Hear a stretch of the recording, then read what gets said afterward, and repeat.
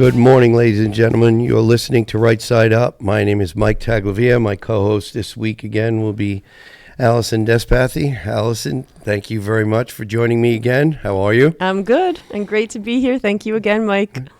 Thanks for joining me. I think the audience probably enjoys hearing a conversation instead of me reading or talking on and on. There's lots to say though. Without having the back and forth. I think the back and forth makes the show a lot better. So right. We do have a lot to talk about. As usual, there's a lot going on in the state. But let's get into a little bit of the public safety. You brought something up that I was not able to find, and I'm glad you found it. So why don't you just take off, and I'll do a little bit of commentary here and there. Yep. Okay. Well, I would first start with just sort of the setting of, I'm in the Northeast Kingdom. I live in Danville. I have a nutrition practice in St. Johnsbury. I work with a lot of people, a lot of elders, I would say, 60s, 70s, people who are older. Are you calling me an elder? Oh, yeah, I guess so, huh? But a lot of people who are starting to be more concerned about walking around towns. Right. Walking around Barry, walking around St. Johnsbury because of the drugs, because of the crime, because of, they're just fearful for their safety. It's not the way people typically thought for decades and decades of Vermont, right? Exactly. Don't lock your house. Don't worry about locking your door. Leave the barn, a door open. No, everybody was respectful. Nobody touched anything that wasn't theirs. And you got people stealing stuff from cars. You got people peeping into people's windows. Yeah. I mean, that's going on. It's ridiculous. I mean, a lot of people in St. Jay have been concerned because there'll be people walking around and walking by you, and they seem to be on drugs, and you're trying to take your purse or asking if you have money. So it's just not the comfort. It's not what we want to see in Vermont. It's not, like you said, what we're used to. And I think one of the issues, I was just really impressed. One of my favorite writers, Michael Donahue from Vermont News First. Yeah. So he had a great breaking story. I think it was just from yesterday. Grand Isle County State's Attorney Doug, how do you say it? DeSabato? DeSabato, thank you. DeSabato. He said this week that criminal defendants continue to blow off court hearings, and the Vermont judiciary is doing little or nothing about the lack of respect for judicial orders and proceedings. And I think there's a lot of frustrated legislators, especially in the judiciary committees, who hear about this, are trying to take action, but we don't have the majority leadership who's allowing these tools to be put in place so that this can happen and we can deal with it. And, as an example, Mike talked about there was a defendant who never appeared on April 9th in North Hero, Vermont, and then, quote, "This was now the 17th failure to appear for this defendant in Vermont. This is what is actually happening inside our courtrooms." Say his last name for me again. DeSabato. He said on Sunday. And then he said, quote, "This defendant was not an 80-year-old with Alzheimer's and was not a single mother of 3 children. This is not treating failures to appear in court, quote, so seriously like the Vermont Supreme Court said it does. Our brave and dedicated law enforcement officers are beyond exacerbated." And then it goes on, his other quote, which I thought was great. And I think it really just speaks to the issue that we have here and how we have to have some resolution on this catch and release issue. He said, "We all have the First Amendment, which prohibits the government from taking adverse reactions in response to protected speech or criticism of officials. I have never shied away from speaking truth to power or calling out baloney when I see or hear it. For over a decade, my constituents have come to expect this from me. As attorneys, we are officers of the legal system and public citizens who have a special responsibility for the quality of justice. We must seek improvement of the law, the administration of justice, and the quality of service rendered by the legal profession. These chronic no-shows erode public trust in our legal system. When criminal defendants avoid their court obligations without repercussions, it conveys a troubling message that some individuals are above the law. This perception can foster frustration and fear within our communities, as Vermonters may feel that justice is not being served. When criminal defendants fail to appear, it can compromise the safety of our communities. Addressing the chronic no-shows of criminal defendants is not just a matter of judicial efficacy, it is a matter of public safety and societal trust." And I think he's spot on. Thank you very much, Mr. DeSabato, for being someone to stand up and speak up and speak out. Now what we need also is some law enforcement officers, whether they be chiefs of police or people in VSP who are willing to stand alongside, what is he, state's attorney? Yes. DeSabato? Yep. Stand alongside with him. And then we need some people in the judiciary. I know there's laws. We have laws. We have also had laws that are actually no law at all. What do I mean by that? We know that they're wrong, but they're law. Right. Okay? Right. So if we're going to affect change, okay, let's have a judge say, I know what the Constitution says, I know what the law says, but I also know that this defendant is dangerous. Yes. And I have a conscience, and if I don't do something, then damn it, somebody's going to get hurt. Right.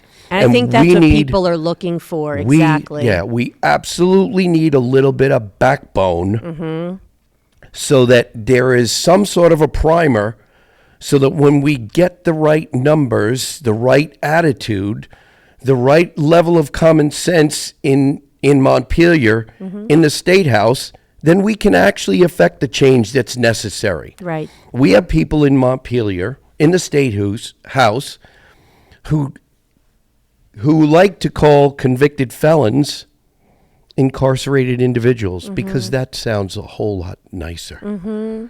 Personally, I don't give a red hot damn about nicer. I know. I care about the people who are right now being victimized.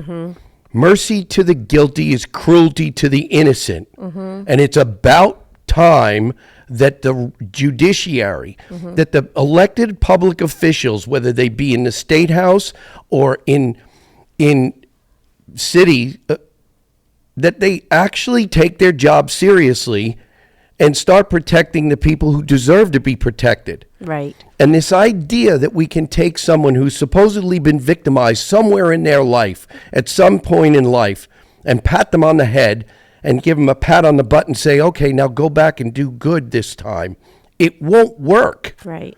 How much proof, like you said, Mr. DeSabato said 17 times. We had a criminal in Burlington 1,600 roughly times. Interactions with law enforcement.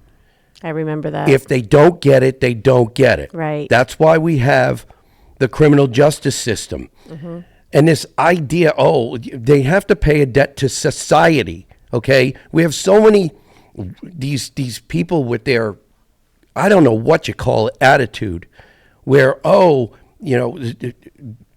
society is better than putting people in jail, incarcerating them.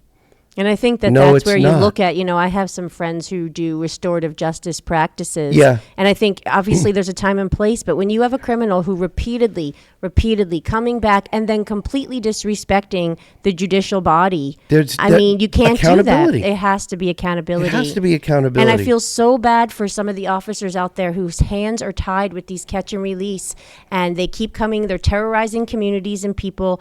Towns are concerned, people are concerned, parents and families are concerned for their children. And then you see stuff go on in certain towns where the people in the towns then are starting to take it upon themselves to deal with these situations. And that's the last thing we want. That's the last thing we want. That's the absolute last But thing. communities are going to stand up and people are going to stand up. And if we can't have our law enforcement in the position to have the tools to do so, then we're going to create a nightmare. And they need to be given those tools. Yep, you're absolutely right. We had a group of people have a presentation from a law enforcement officer, and this particular officer had been in a tangle with a criminal and had to spend time in recovery because of an injury. And that happens more and more. And after a while, unfortunately, because our law enforcement officers are just human, just like the rest of us, they're just flesh and bone, just like the rest of us. Yep. They start thinking, is this really worth it? And that's the last thing you want. No, we You need to want have people who understand that the community stands behind them. Exactly. That the judiciary, stands behind them. That the legislature understands the job that they have to do and stands with them and stands Yes. behind them. Exactly. One of my students, I would say, George Johnson, he's over in St. Johnsbury, and I think he's a sergeant at this point. He was a student of mine, and I'll never forget, I wrote an article about it for the Caledonia Record. In my class, he ended up creating the best meal we've ever had.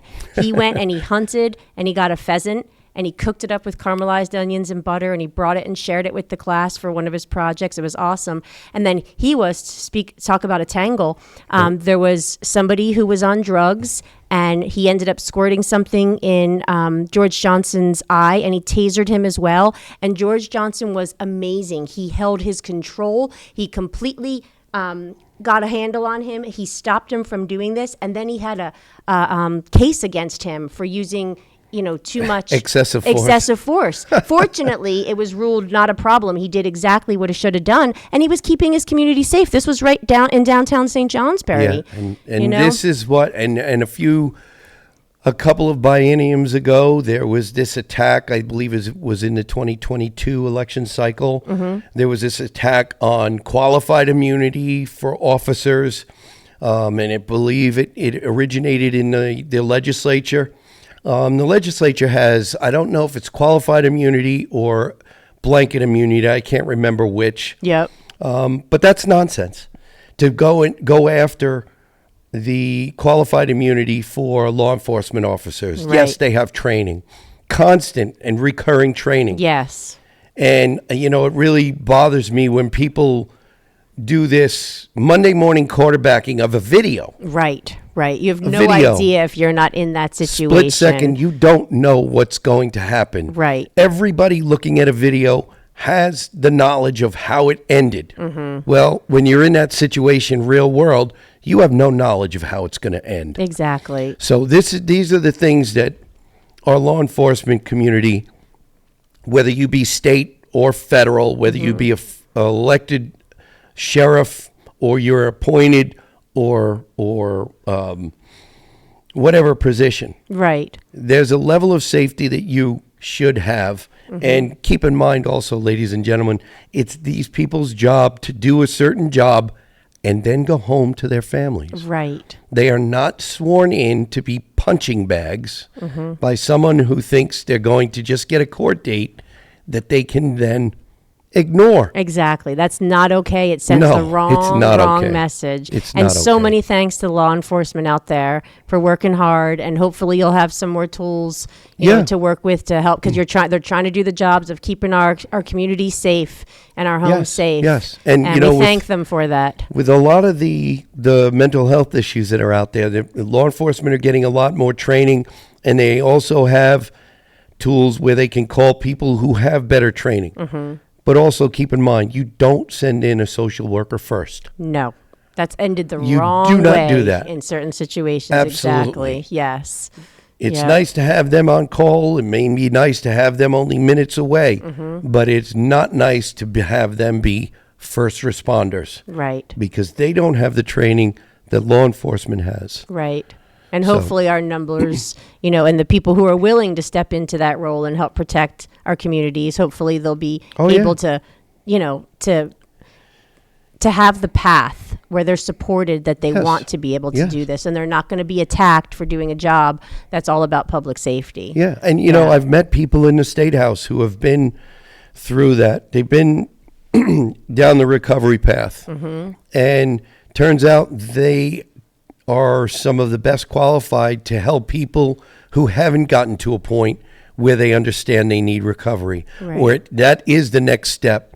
But because we have people who have recovered and gotten the counseling and the training to be a recovery partner, those particular people are best suited to be on the front line to help people get the recovery, make that first step. Exactly. But there needs to be a level of training and a level of safety.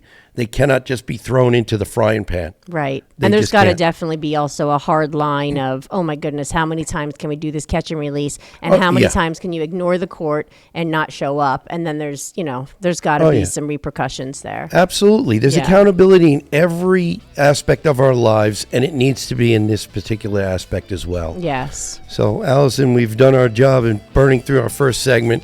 Ladies and gentlemen, we're going to get some bills paid and we'll be right back. You're listening to Right Side Up.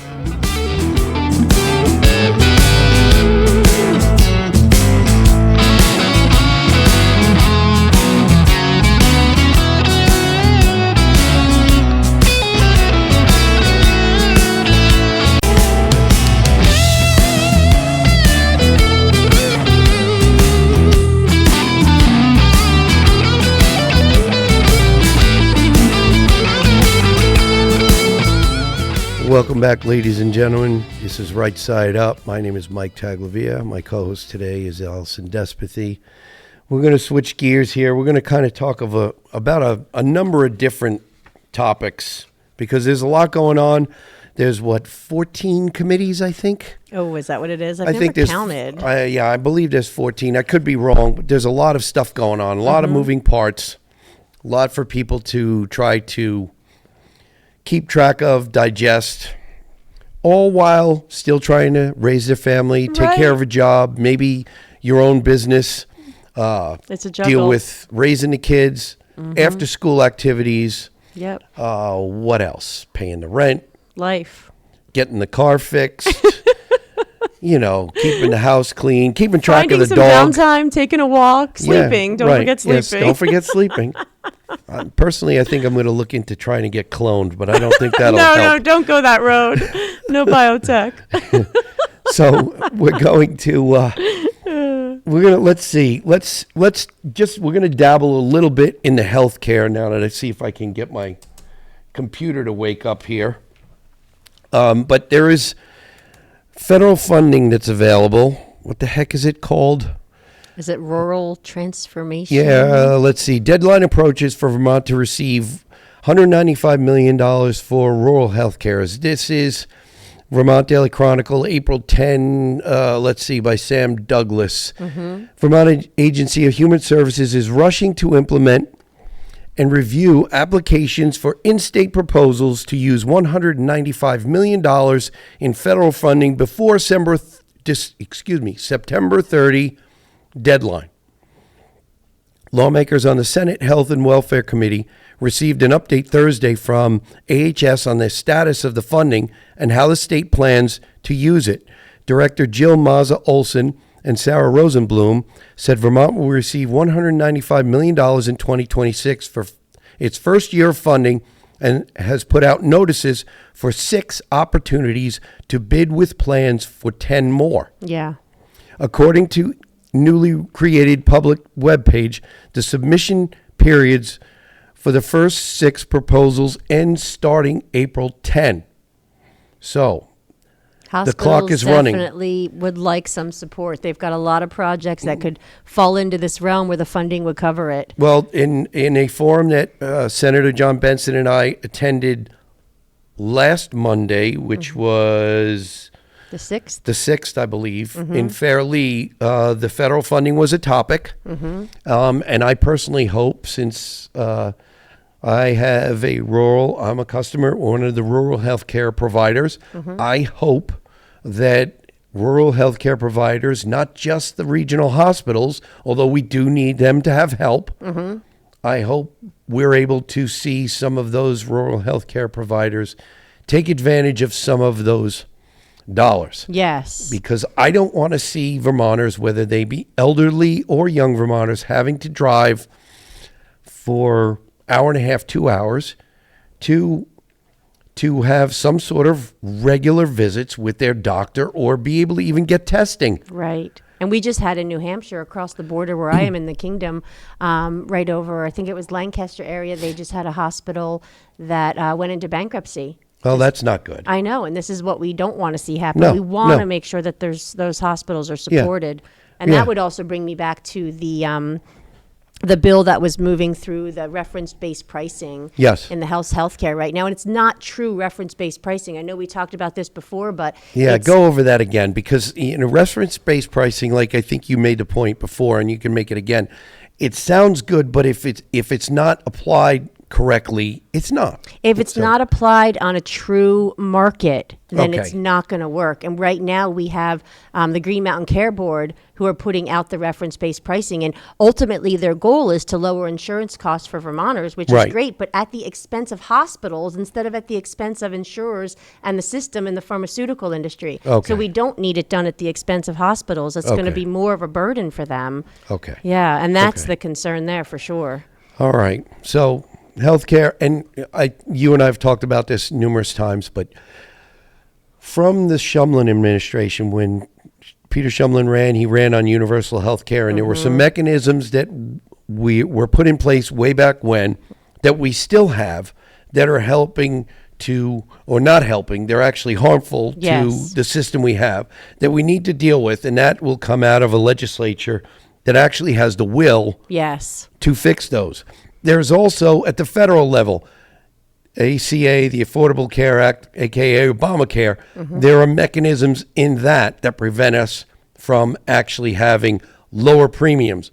By that I mean, if we don't have a more open market where Vermonters can actually buy health care like life insurance and car insurance Right. outside the state, then we're probably not going to see our premiums go down and our health care costs go down, Right. and our health actually improve. Right. And this So- is such a driver. I mean, I think we know, all of us know that healthcare costs are driving problems for small businesses, problems for our School schools. funding. Exactly. And so Yes. we've got to get a handle on that. And I think even recently, I don't know if you saw this, Mike, but state auditor came into House Healthcare and gave them basically the audit that they had done on OneCare Yep. and Blueprint Vermont, and basically found that this absolutely was not a savings. I mean, we have wasted a lot of money, and this is where it's going back and looking at like implementation of programs. Right. And so this is where I call for, I mean, like you said, when the legislature is the right composition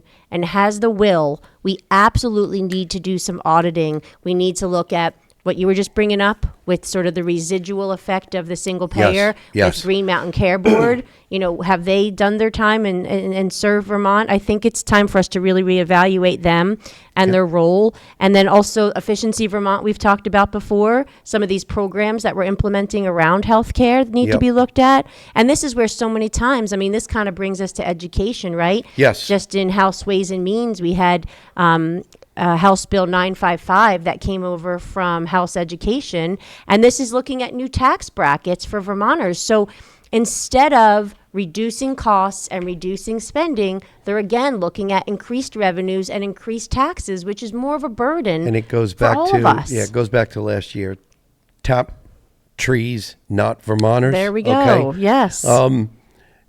Just in case, ladies and gentlemen, you were wondering, there are rumors that there's a money tree growing out behind the State House. Yes.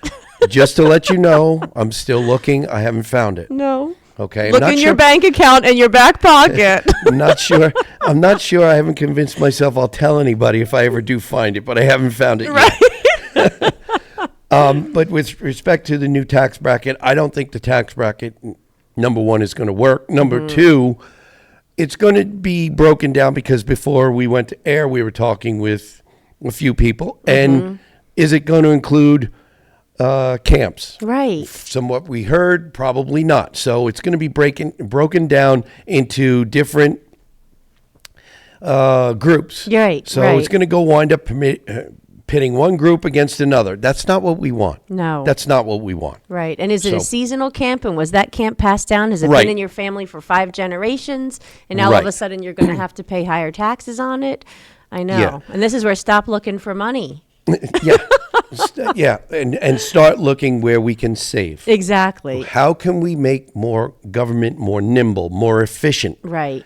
When are we going to look at something, a program or some sort of government mechanism that is not efficient enough to make the cut? Right. We haven't done that. No. And until we do that, we're not going to get the savings we need to realize. No, and I think we also need to, I think Vermonters are probably well aware, but if not, keeping in mind the impacts of Global Warming Solutions Act is still looking for clean heat standards and Yep. cap and invest programs to raise your costs on heat and gas. We've still got a renewable energy standard that we haven't even seen start to play out, and how that's going to increase our electric rates because of this renewable energy push in cold northern Vermont. Yes. You know? Yes. And so I think these are all the pieces on top of, so you've got these, potential for increased tax brackets, more taxes for us this way, healthcare costs, Yes. right? And then all of these other policies that are just starting to play out that we haven't even felt the full effects of. Yeah. You So know? we've got it all over the place. I So know. one last thing I want to talk about a little bit of is, in Act 73, we have the foundation formula. Right. Okay. Right. Now, we could have gotten the foundation formula had Marty Feltus's I bill, know. including the foundation formula, been brought to committee, debated, voted out, and then voted across the House floor to send to the Senate. She has the solution right there. We didn't get that. I know. Foundation formula, ladies and gentlemen, would have given the state and all school boards and all schools the basic number. Yeah. This is the number you get per pupil. Here's your budget. Figure it out. Exactly. Here's your budget. Figure it out. And if you want to put a referendum out to spend a little more for a sports team or a new school building, whatever. Your town then could you take that Your on. town could take it up. You Right. could differentiate your district by having a special something that your neighboring district didn't have. Couple that with H89 choice statewide. Bam. Look Wow. at that. Guess That would what? be amazing. The competition among schools and Right. teachers is Right. what keeps the system, number one, performing better, and number two, performing at the optimal cost. Yes. Keep hoping for the right composition to make that happen, because Keep that is hoping. the solution. Keep praying. Okay. That is, yeah. So we have the foundation formula that is being talked about in Ways and Means. Yep. Okay. Problem. Ding, ding, ding. Red Mm-hmm, flags. The foundation formula, which went from 13,002 to 15 and change, back to 14 something, and now it's in Act 73. It's 15,020. Okay. In that round. Now yeah. they already broke the 16,000 mark. Yeah. So this is not going in the right direction. What the heck is going on with this here? Why did it stop? Oh, I don't is it know why. recording? Yeah, so we're recording again. I don't know, for one reason or another it stopped. Hopefully that wasn't a mess. But Are we back? yes. So we have the foundation formula that is being talked about north of 16,000.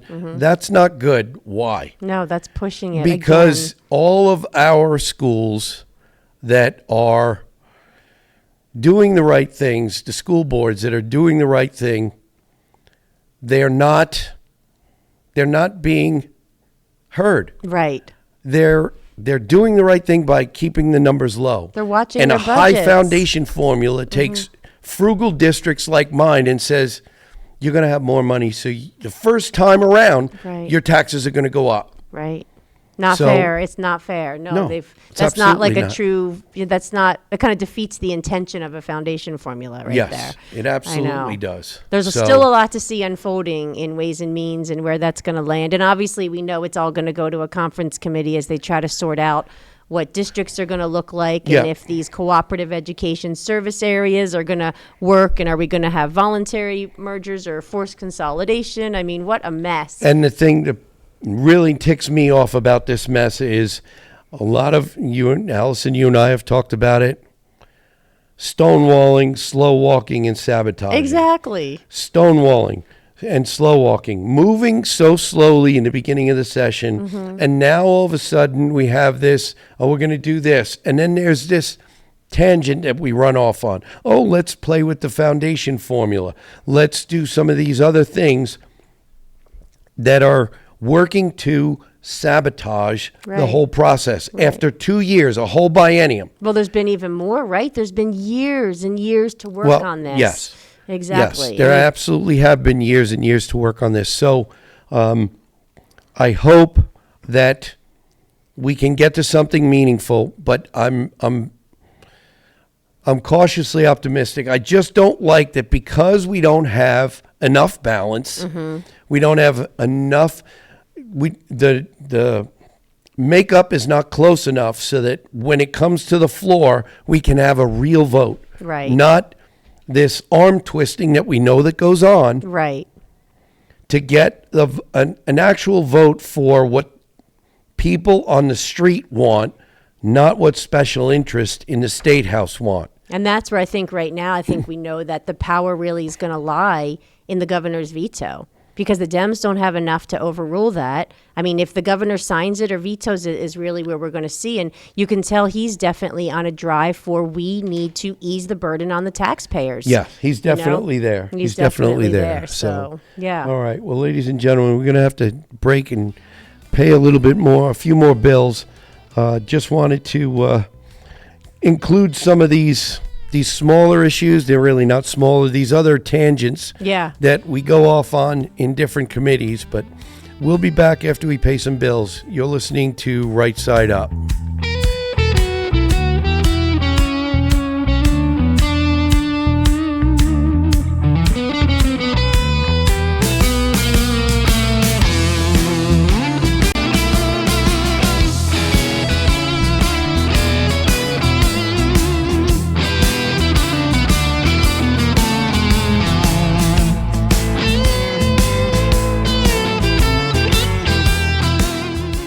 Welcome back, ladies and gentlemen. You're listening to Right Side Up. My name is Mike Taglavia. My co-host this week is Allison Despathy. Before we get back into our discussion, rightsideupradio@gmail.com if you'd like to get a hold of us. Drop us a line. If for some reason you can't catch us on the radio, go to WNTK.com. Find the podcast button. Click on it. And scroll down to Right Side Up. You'll be able to find any number of our shows. You can hear us on Podbean. You can hear us on 802 Scoop YouTube, 802 Scoop Facebook. You can find us on WNTK.com, like I said, on any number of the shows. And you can also find us on GraniteGrock.com. So, and thankfully, 802 Scoop is posting more and more of Right Side Up on a regular basis, so more and more people are catching it. So we're going to need to circle back again and go back over Act 181. It has continued to gain momentum, and I'm very thankful. Like I said, ladies and gentlemen, when we end the show, stay safe, stay informed. Yeah. This is about people informing themselves about what is actually going on in the State House. So you can maybe in the future get ahead of some of these things before they become statute. And we wind up in this reactive stage. Yes. So in 181, there was this tiered system. And like I was telling you, Allison, before we went on air, I woke up in the middle of the night, tier system, tier 1, 2, 3. What the hell? Something. Right. Caste system, ladies and gentlemen. No. Tiered system, caste hurt system. rural Vermonters. Yes, absolutely. Displacement, as referred to in the Rural Caucus letters. It's going to displace people who are least able to defend themselves against this. Yes. So you wanted to read from a quote, and I guess probably. Oh, yeah, no, if you want to. I mean, this. Yes, absolutely. Read it, and then I'm going to go into something called green lining or green grabbing. Yes. So Act 181, sort of this ongoing struggle as people wake up, right, to figure out, is my land all of a sudden going to be in this Tier 3 critical resource area, for those who aren't aware, and tagged for Act 250? Obviously, this is a massive burden. Totally unfair, and it's based on maps never intended for regulatory purposes or not ground truth for people who are aware. Exactly. Yeah. They were supposed to be the Vermont Conservation Design Map was originally designed as advisory. Exactly. Not to be codified or made into law. Right. Well, now it's being used for. And keep in mind, because we're going to be a little bit all over the place, Act 181 and Act 59 work very well together. Right. And what I mean by that is to go and enable the displacement that a lot of people are very concerned about right now. So why don't you go ahead? And Act 59, for those who aren't aware, is the 30 by 30 or 50 by 50, where we have conserved into perpetuity 30% of Vermont's land by 2030, 50% of Vermont's land by 2050. This is all being reevaluated right now because there's been such an uproar, really an uprising, Justifiably. a grassroots uprising, definitely justifiable, as people are figuring out, what are you talking about is going to now happen to my property, which Yeah. is my worth and value. Yeah. And that just brings me to, there is a man in the Northeast Kingdom, one of my favorite people in the world. His name is Gary Darling, and he is probably the best mandolin player, I'd say, in Vermont, maybe New England, maybe the country. He Okay. plays in Go for Broke. He's awesome. We've been connected for quite some time on a lot of these issues that affect Vermonters. He's probably 7th or 8th generation Vermonter. Okay. And we've come together, and he shared this book with me, and it's called Leaves Before the Wind. And it's written by Consuelo Northrup Bailey, who was Vermont's first woman lieutenant governor. And her rap sheet it's pretty amazing. Her rap sheet, right? First woman elected lieutenant governor of any state in the union. And then she was first woman grand juror of the city of Burlington, Vermont in 1925. First woman to be elected state's attorney. First woman to be admitted to practice before the U.S. Supreme Court. First woman elected speaker of the Vermont House of Representatives. First woman to preside over both the House and the Senate of any state. Dedicated conservative Republican. Her family came to Vermont 1700s. And her quote, I just want to read this because Act 181 brings me back to this. She was such a dedicated Vermonter and really dedicated to Vermont. But this was her quote. I devoutly hope that I may, this is her quote about her book, which is The Leaves Before the Wind. I devoutly hope that I may reveal the character of the Vermont I dearly love and the spirit of Vermonters I have known. For what is really important is Vermont's glorious history, her rich traditions, her precious scenery which brings tears to the eyes of all who love her, the everyday common honest people who unknowingly salted down the Vermont way of life with a flavor peculiar only to the Green Mountains.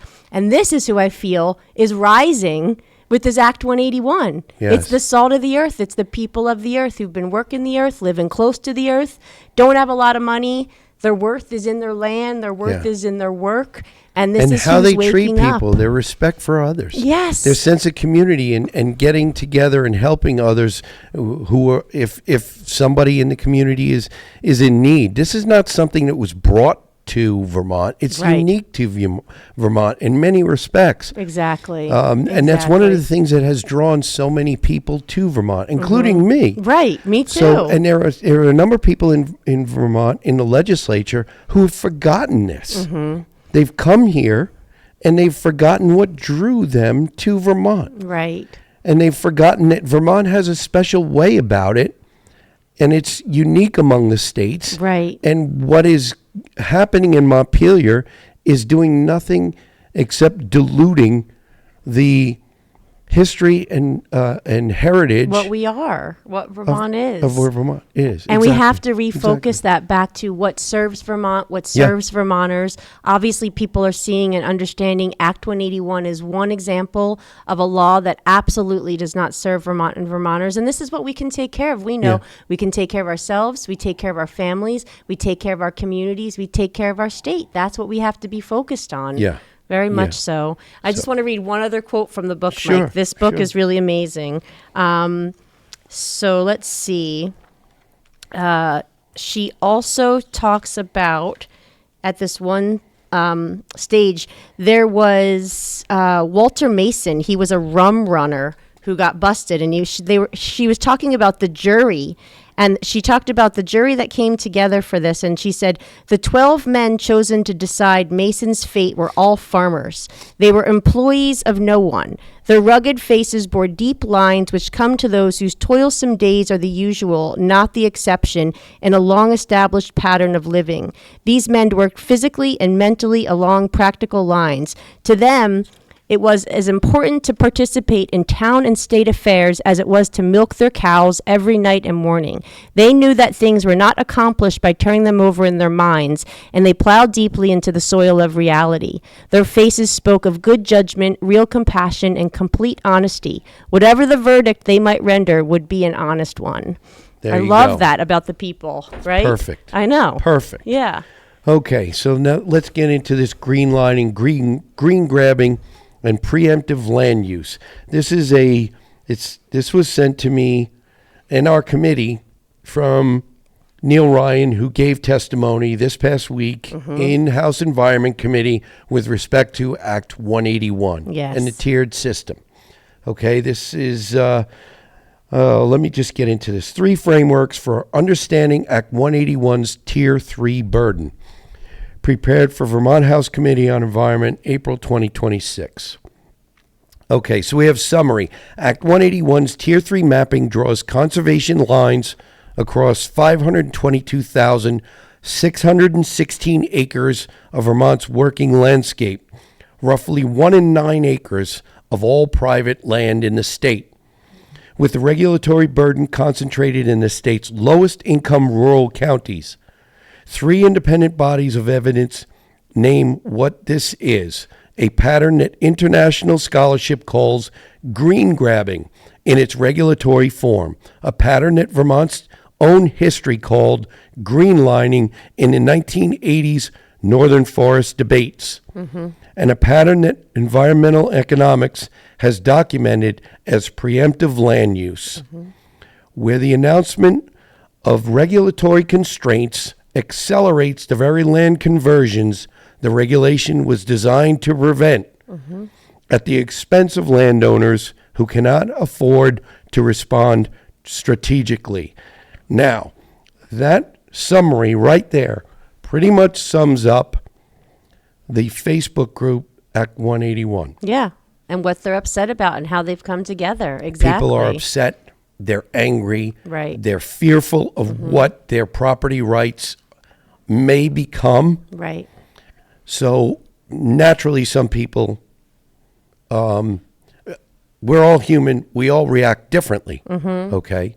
Luckily enough, this group has remained pretty much cohesive and has been mostly, and I say 99%, respectful. Although some people, because they believe they are up against it, Right.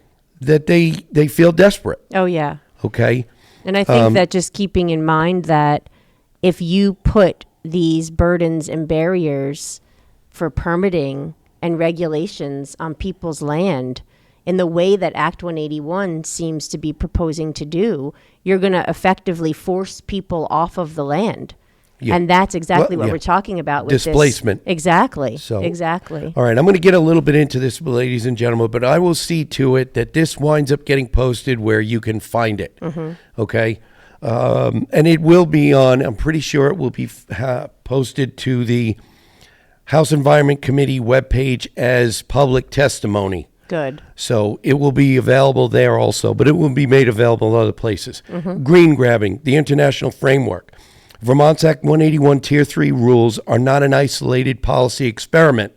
They fit within a globally documented pattern that scholars call green grabbing, the appropriation of land use rights and economic value from rural communities through conservation or environmental regulation. Right. It's exactly what's happening. Yes. What the scholarship says, the foundational academics paper, James Fairhead, Melissa Leach, and Ian Schoon's 2012 article, quote, Green Grabbing, a New Appropriation of Nature, in the Journal of Peasant Studies, defined green grabbing as appropriation of land and resources for environmental ends.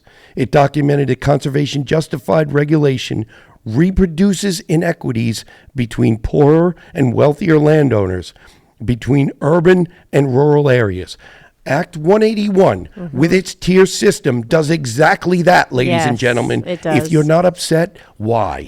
Why? This has been happening across the country and across the world. So people are rightfully upset that this has been sprung on them. And some have said, well, it's been here. We had this law enacted in 2024. but we didn't have the rulemaking. No. We didn't have the mapping. They didn't Even have this the past summer, details. this past June, there was still questions. The Land Use Review Board couldn't answer questions. The Regional Planning Commissions could not answer questions. The local planning commissions couldn't. And this How is do where I know we know that? this is the flawed process. It's, Yes. it's a fundamentally flawed law. And here's the other problem. This was enacted in 2024. So some people, without being inquisitive enough, say, well, there's nothing I can do about that. No. That's BS. Right. That's total BS. Right. You can, because number one, it's not been fully implemented. Number two, if the legislature can do it, the legislature can undo it. Right. And it is in your committee right now. And Yes. finally, just this week, you guys started to have a little bit more of the other side of the story. Yes. The people's side of the story, right? Yes, we had testimony from Neil Ryan, among Yeah. others. We had testimony from Sam Lincoln. We had testimony from a gentleman named Todd Heyman, Yep.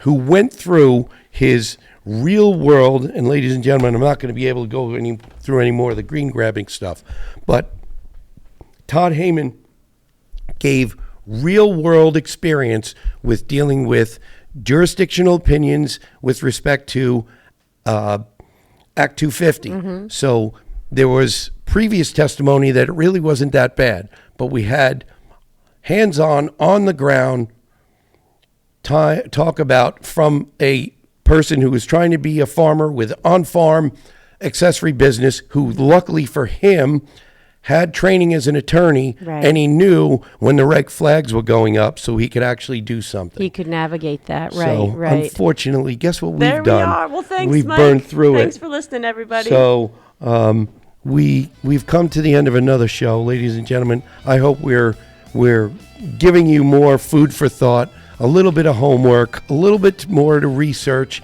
to talk to your friends about over dinner or coffee, and we'll continue to do it. Just remember, ladies and gentlemen, stay safe, stay informed, listen to Right Side Up.